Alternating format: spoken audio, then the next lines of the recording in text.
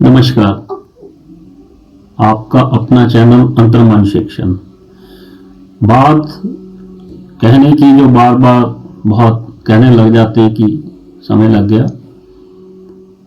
मैं देखता हूँ आज गीत भी बहुत बहुत तादाद में, बहुत संख्या में लोग सुनते हैं, सुनने का शौक बहुत होता है, परंतु जो जीवन के संघर्ष में छात्रों को, जो कॉलेज में हो, यूनिवर्सिटी में हो या घर परिवारों में भी हो, उनके लिए जो सबसे महत्वपूर्ण गीत जो है वो है गीता।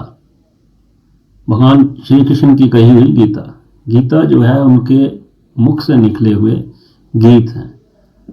हम मानते हैं, जानते हैं, परंतु कभी इस ओर जाते नहीं।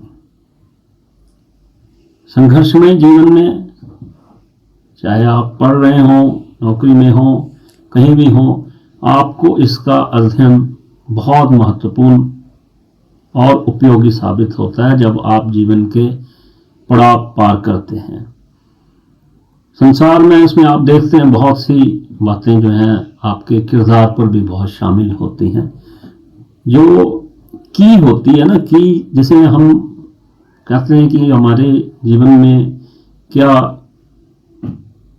एक खूबी होनी चाहिए, वो है पेरेंटिंग। पेरेंटिंग के जो है वो भी दो तरीके हैं। एक तो वो है कि जिसमें कह दिए कि भाई बच्चा जो है घर में जो असूल बन गए हैं, बाप ने जो कह दिया वो वही अटल है, उसमें कोई चेंज नहीं होगा। ये एक तरह का जो है आपका पेरेंटिंग स्टाइल है। दूसरा स्टाइल है कि जो मर्जी करता रहे, उसको कुछ कहना नहीं। पहले में जो है आप देखते थे कि घरों में असूल बने होते थे कि जो माँ बाप ने एक बार बात कह दी तो कह दी, जो फादर ने कह दिया वही होना है, उसको कोई चेंज नहीं कर सकता। वो असूल बनाए जाते थे बच्चों के लिए कि कुछ इसको फॉलो करके हम आगे चलेंगे। दूसरा जो है वो ये है कि भाई जो मर्जी करी जाओ, कुछ कहना ही नहीं है। बड़ा कुछ हुआ तो कह दिया कि भाई तेरे अबू आएंगे तो उसको हम तेरी शिकायत करेंगे। ये एक उसके अंदर डर पैदा कर दिया, उसके अंदर हमने सोच पैदा कर दी कि भाई अबू आएंगे तो कोई कुछ कहेंगे नहीं तो बात कुछ होगी नहीं। ये जो है बहुत ही जो है भयानक स्थिति आगे जाके पैदा करता है। अक्सर आमूमन देखा गया कि घरों में भी जो है माँ जो है वो बहुत कोऑपरेट करती है कि मेरा बच्चा है, ममता है, मैं इसको पेरेंटिंग तो कर रही है लेकिन उसको कहीं ना कहीं कुछ कहना नहीं। उससे फिर जो उसकी तरबियत जो है वो बिगड़ती चली जाती है। अब यहाँ जो बच्चा है वो बात सीखने लग जाता है कि ये अच्छी है, ये बुरा है, ये अच्छा है, ये बुरा है। ये इस तरह की भावनाएं उसमें आने लग जाती हैं और अक्सर फिर ये कोऑपरेट करके उनको जो है वो पनपाती रहती हैं। तो ये कोई कल्टीवेशन का जो है कोई तरीका नहीं है। डिफरेंस ऑफ ओपिनियन हो जाता है। पेरेंटिंग में माँ बाप जो है वो एक पेज पे हों, ये नहीं कि एक इस पेज पे दूसरा दूसरे पेज पे है तो फिर आप कोई उनको पढ़ नहीं सकेंगे। और वो समझ जाते हैं कि भाई कोई बात मनानी है तो जो अम्मा है इसके रास्ते से जाएंगे तो काम बन जाएगा। और एक समय फिर ऐसा आ जाता है जब वो माँ को भी ये कहना पड़ता है कि तू रुक जा, फिर तेरे आने दे तेरे अब्बा को, तेरे पापा को, उससे बात करके तुझे मैं बताऊंगी। तो बच्चा भी उस समय जानता है कि अब्बा क्या करेगा, अब्बा तो तेरे से डरता है तो मुझे क्या डराएगा। और फिर समझ लें कि अब आप क्या उसमें तरबियत कर रहे हैं कि पेरेंटिंग कल्चर जो है वो किस तरह का है। ये दोनों तरह की बातों को आप रखेंगे, कल्टीवेट करेंगे एक फार्मर की तरह, तब उस फसल जो है बहुत अच्छी निकल के सामने आती है। ऐसे नहीं आती, बिना मेहनत के नहीं आती है। आप कहें कि स्कूल जाएंगे, स्कूल वाले बहुत कुछ कर देंगे, ठीक है ना। आप कहें कि भाई ट्यूशन वाला कुछ कर देगा, ऐसा कुछ होता नहीं। आप लोग भी उनके माँ बाप हैं, आप उसको पनपाने की कोशिश पहले घर से ही किया करें तो फिर बात बनती है। आपके अपनी पेरेंटिंग में ही कोई बात नहीं, आपस में बात हो, हफ्ते में महीने में एक बार बात हो कि भाई हम ऐसे क्या कर रहे हैं कि जिससे इसकी पालन पोषण में जो है कि ये खामियां नजर आ रही हैं, उस पर आपको विचार तो करना चाहिए। ये कोई स्कूल वाले तो नहीं करेंगे, आप उसको पनपाएं खूब और सिखाएं कुछ बातें। मानता नहीं है जी, आने दे तेरे पापा को, आने दे तेरी अम्मा को, उनको बताऊंगी, आज तो मैं ये करके दिखाऊंगी। आप उसको साथ दे रहे हैं, कोऑपरेट कर रहे हैं। सब कुछ अगला ही करेगा तो आप क्या करने आए यहाँ? आपको भी कुछ उसको समझाने की कोई तकल्लुफ करनी चाहिए। ये नहीं कि भाई मेरा बच्चा है, इसको कोई कुछ कहे ना, तो ये कोई बात होती नहीं। अमूमन आपने देखा होगा कि आप में कोई लाख गुण हो, परंतु आपने किसी के बच्चे को बुरा भला कुछ कह दिया तो आपको जो उसकी माँ आपको अच्छा या आपको पसंद नहीं करेगी। बच्चे में हजार अवगुण हो, आप उसकी तारीफ करे जाए, वाह क्या स्टाइल है, क्या इसके बाल हैं, क्या हीरो लगता है, क्या ये है, बहुत खुश होएगी।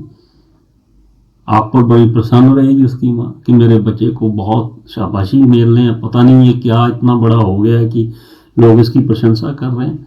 वो माँ आपको पसंद नहीं करेगी। ये कमियां हैं,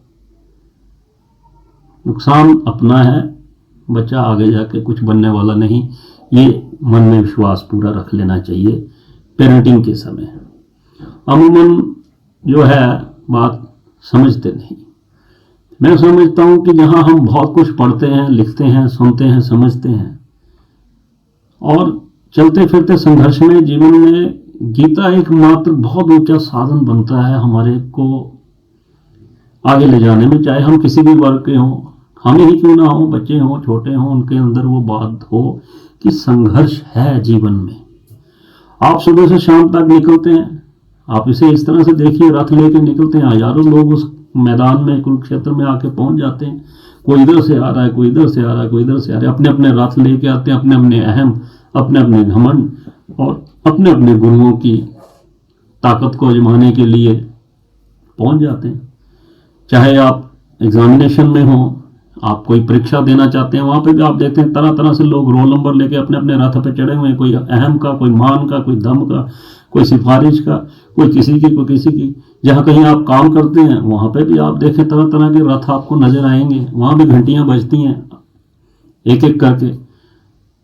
1:30 बज गया, 2 बज गया, 2:30 बज गए, उस समय शंख जो है वो बजा दिया जाता है कि भाई कल जो है सूर्य उदय होते ही आप लोगों का जो खात्मा करेंगे, आज यही बात खत्म कर देते हैं। और फिर मैं देखता हूँ संध्या में सब एक दूसरे के टेंट में पूछने जा रहे हैं कि भाई कहीं लगी तो नहीं, कहीं कोई बात तो नहीं हो गई, कोई चोट तो नहीं लगी, जाओ आयुष्मान भव, हम तुम्हें बचाएंगे कल। एक तरफ आप बचाते हैं, दूसरी तरफ आप करते हैं। ये सारे ज्ञान आपको होंगे तो आप कभी हताश नहीं होंगे जीवन में। ऐसे ही जो परीक्षाओं में बैठने जा रहे हैं, जो अपने आप को कहीं कंपटीशन में लेके जा रहे हैं या कुछ और आगे बढ़ने की चेष्टा रखते हैं मन में, उनको भी विश्वास रखना चाहिए। आप अपनी आत्मा के रथ पे आरूढ़ होकर बढ़ जाएं, उसमें देखी जाएगी क्या होता है। लोग वहां बड़े बड़े आएंगे, कोई इधर से रथ लेके आए, कोई इधर से आएगा, कोई वीर गति को प्राप्त होगा, कोई रथ लेके भाग जाएगा, कोई मारा जाएगा, कोई गिर जाएगा, और क्या होगा। तो जीवन तो समाप्त नहीं हो जाता। आप दूसरे दिन फिर आए, सूर्योदय होगा, सूर्यास्त भी होगा, फिर उसमें पंगा ले, फिर आप बढ़े आगे, अपने आप को झमेले उसमें। तो फिर आप देखेंगे कि भगवान श्री कृष्ण की जो गीता में बात कर रहा था, वो गीत आपके आगे पीछे बजता नजर आएगा, आपको भय नहीं होगा। आप बहुत देखेंगे कई बार कि सारे सुबह आते हैं, सारे लोग एग्जाम में भी जाते हैं, सब एक ही ईश्वर की पूजा करके नहीं। आप ये समझिए कि सबके सब रथ यहाँ आकर खड़े हो गए हैं लड़ने के लिए। सब अपने अपने ईश्वर की ताकत को जमाने की कोशिश करते हैं कि आज मैं तुझे नहीं छोड़ूंगा, वो कहता तुझे नहीं छोड़ूंगा, मैं ये करूंगा, मैं वो करूंगा, मैं सबसे श्रेष्ठ हूँ, मैं सबसे श्रेष्ठ हूँ। फिर शाम संध्या में वो सब एक दूसरे का पता लेने भी जा रहे हैं, सब एक दूसरे की शक्तियां भी जानते हैं।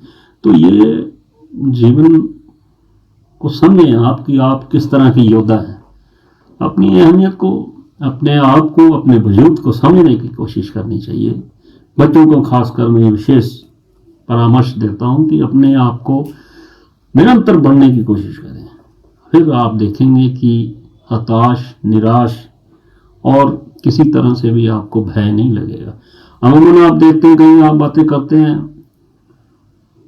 बड़े बड़े लोग अपने अपने रथ पे चढ़ के आते हैं, उन सामना होता है, वो आपके ऊपर कोई प्रशंसा के तीर चलाते हैं, आप घायल हो जाते हैं।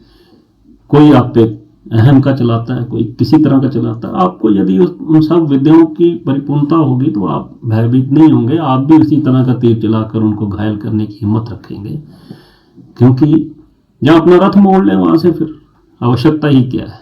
क्योंकि यहाँ सब, मैंने आगे भी कहा कि आपके स्वाभिमान की जो है परवाह किसी को नहीं है। आप अपना जीवन जीने आए हैं, अपने आप को देखें आप क्या कर सकते हैं। दूसरों के रथों को देकर घबराने की जरूरत नहीं है। कब किसके रथ को क्या हो ये कोई जानता नहीं। तो वीर बनने की कोशिश करें, अपने आप को अर्जुन बनाएं। सब, चाहे बच्चा छोटे कक्षा का हो, बड़ी का हो। बहुत लोग को तो यही सोच बैठते हैं कि ये तो बच्चा छोटा, ये क्या समझेगा, ये तो बड़ा है क्या समझेगा, ये नहीं समझेगा, इसका लेवल इतना नहीं है।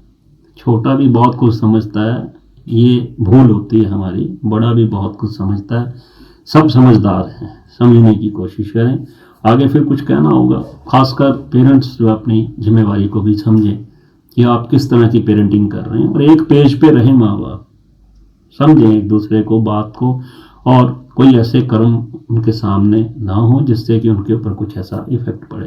ये टालने ना कि स्कूल वालों पे छोड़ दिया, ट्यूशन वाले पे छोड़ दिया, उस पे छोड़ दिया, इस पे छोड़ दिया। आप तो अपनी जिम्मेवारियां दूसरों पे फेंक रहे हैं, आप क्या करेंगे। यहाँ संघर्ष में खुद भी जिए और दूसरों को भी जीने का रास्ता दिखाना चाहिए। ये मैं आप सबसे एक कहने के लिए एक बात कही है, इसका विशेष ध्यान रखकर आप सब जो है इसमें कोशिश किया करें। धन्यवाद जी।